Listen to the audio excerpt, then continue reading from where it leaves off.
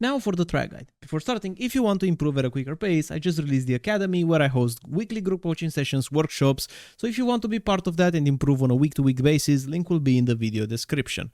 Now, going into this track guide itself, for turn 1, the reference for braking will be the number 5 board. We want to brake past number 5 and we want to brake with our steering wheel completely straight so that we're efficient on the brakes.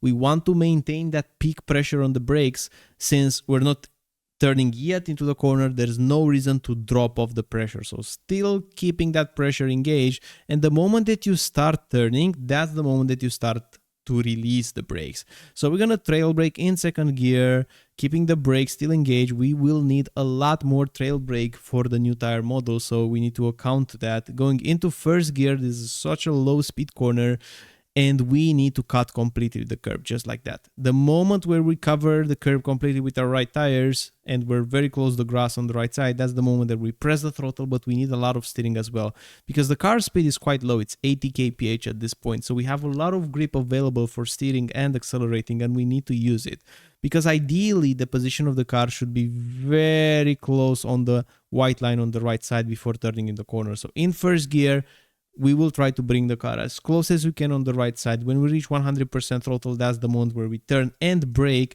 And once again, we need to just cut the curb completely. You don't want to brake very hard. You're just using the brakes as a tool for rotation. In first gear, taking that curb and then taking the next one. So you're basically trying to make a straight line out of this 2 curbs so that you're minimizing the distance travel and also exploiting all the track just like that. It's going to be the faster line around it. And by the way, this was done with a fixed setup, but if you want to go even quicker, you can check out Go Setups.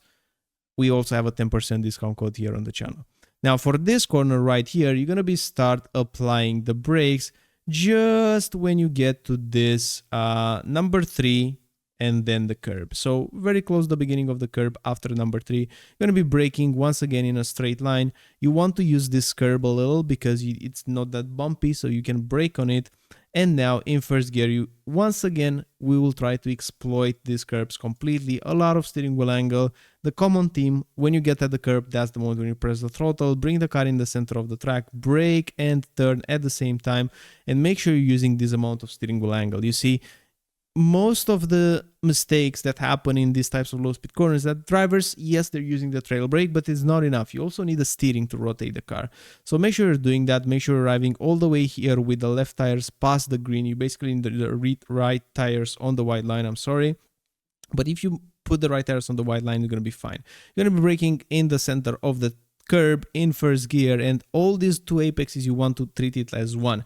You want to basically cut both of them in a single motion and then use all this space on your way out. Position the car on the right side, and you see here the beginning of the curb. You're going to be using it completely because once again, the limit is left tires on the white line. In the middle of the curb, you're going to be start applying the brakes. Second gear, cut this curb, make sure the car gets white, so you take the white line and the curb in the center of the car. Cut it like this, very easy to take the off track, so make sure you have still the left tires on the white line on the inside. And now for this corner, when you get closer to it, just do a throttle lift, take it in the middle of the dash. It's not going to be an off track. And now position all the way here on the left. The moment that you arrive on the white line, that's your reference for braking. Second gear to cut the curb, push the throttle to 100%, take this corner flat out. And this is the section. Very tricky, very technical, involves a lot of cutting as you could see. Now for this one, get very close to the wall here on the left. Before the curb, you're going to be applying the brakes, brake in a straight line completely. Make sure that you're not peaking very high because that curb will kind of make the braking a bit less efficient. So the ABS engagement can be quite high. Second gear around this corner, cut it as much as you can. You should be arriving with the left tires on the curb, so the car should lean a little bit on the left side, then push the throttle immediately to bring it on the right. The moment that you arrive close to the white line, that's the moment where you brake. You kind of brake in a straight line diagonally towards the curb, and then you turn in when you downshift eventually to first. So you can take a very late apex. You see, you're doing this to take a very late apex so that the car is in the center right. You don't want to be all the way on the right side because that's going to be tough.